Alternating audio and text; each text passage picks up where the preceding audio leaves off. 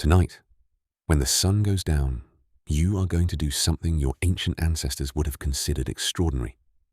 You are going to turn off a light and go to sleep, alone, in silence, in the dark. And you will think nothing of it. But for almost the entire history of your species, doing exactly that would have gotten you killed. The night was not a time for rest. Not really. It was the most dangerous stretch of every single day. It was the hours when the things that wanted to eat you came out, when the cold crept in, when the fire could die, when a crying child could betray your location to something patient and hungry, waiting just beyond the edge of the light. So how did your ancestors survive it? Not just one night, not just one generation, but hundreds of thousands of years of nights, every one of them without walls, without locks, without electric light, without any of the things you take for granted.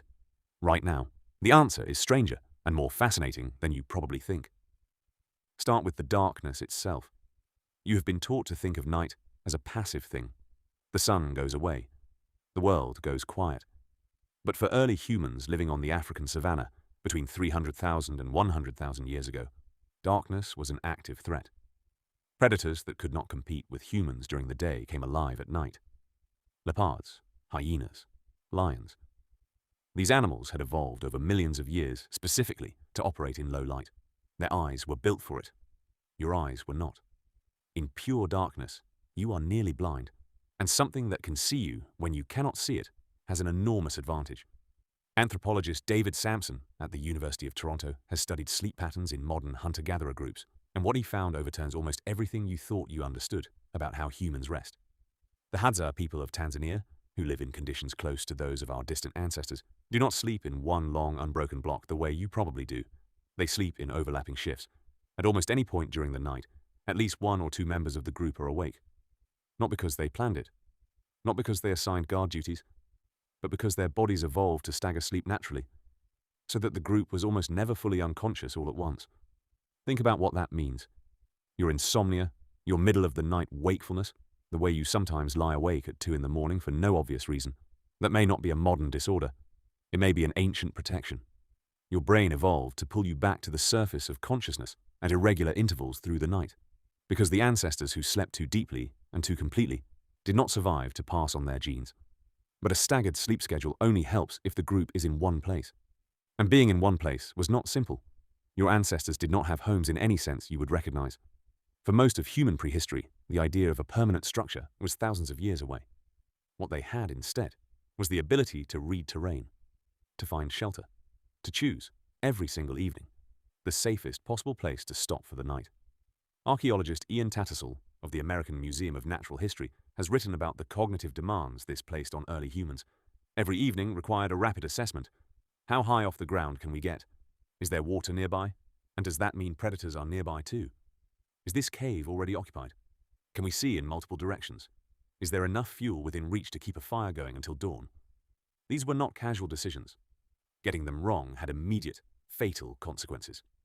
The elevated sleeping position matters more than it might sound. Chimpanzees, our closest living relatives, build sleeping nests high in trees, every single night. They do this not out of comfort, but out of survival. And researchers studying the fossil record believe early humans did the same before they gained the cognitive and social tools to survive on the ground. The shift from trees to ground-level sleep is one of the most underappreciated transitions in human evolution. It required a new set of compensatory strategies, because the moment you came down from the trees, you lost a layer of protection you had relied on for millions of years. Fire was the replacement. You have probably heard that fire changed everything for humans. But the specific way it changed the night is something most people do not fully appreciate. Fire did not just provide warmth and light. It redrew the boundary between safe and unsafe.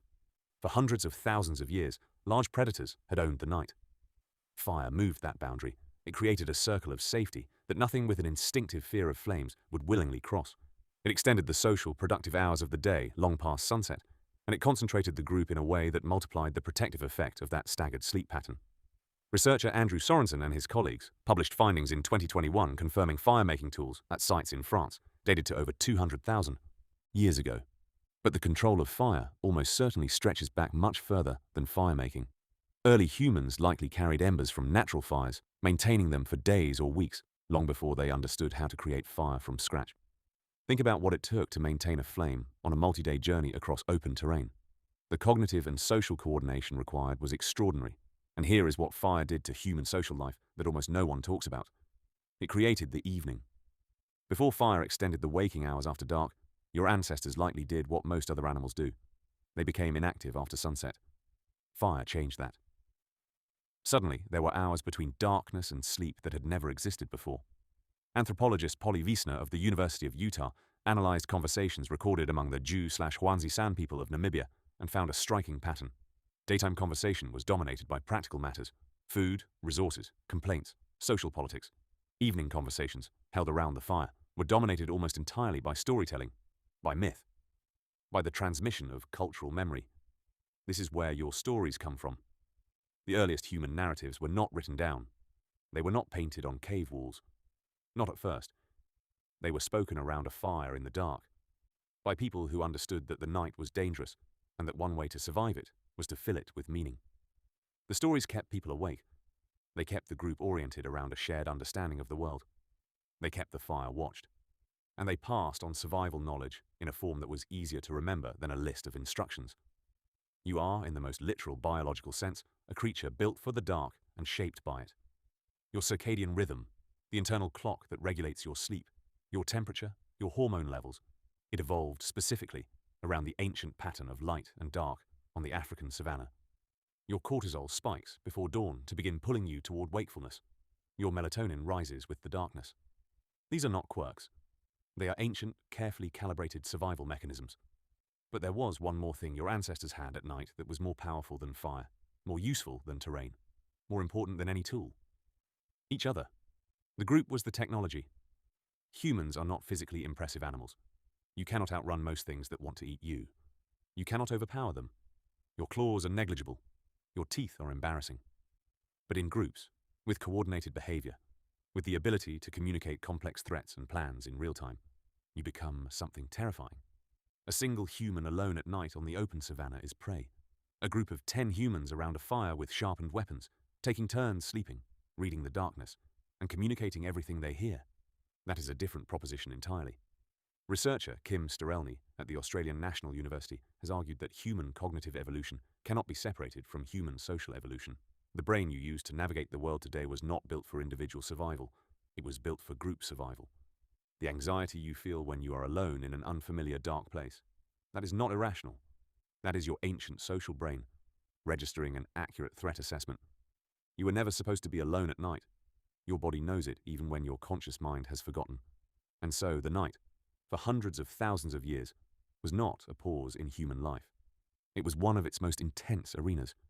It is where your species developed storytelling, social bonding, coordinated vigilance, and the extraordinary cognitive flexibility to assess and adapt to danger in real time, without the reassurance of daylight.